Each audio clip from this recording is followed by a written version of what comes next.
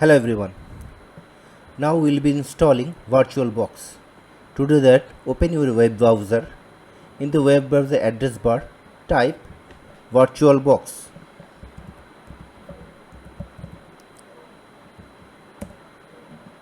Press enter and you will be directing to this Oracle VirtualBox directory. Click here. You will be redirected to this VirtualBox web page and here click Downloads. Now I am using Windows platform. That's why in the platform section I will be selecting Windows host.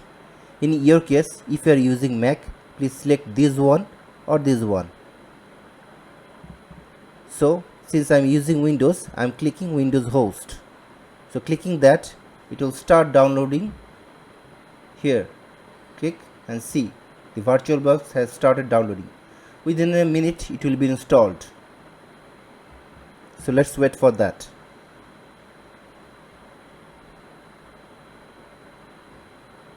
So our VirtualBox is been installed.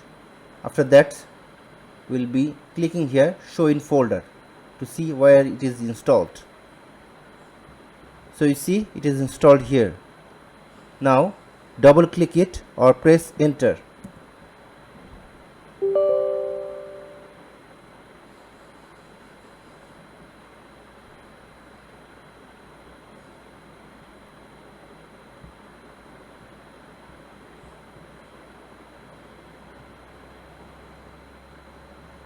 So a welcome box will be arriving and here clicks next.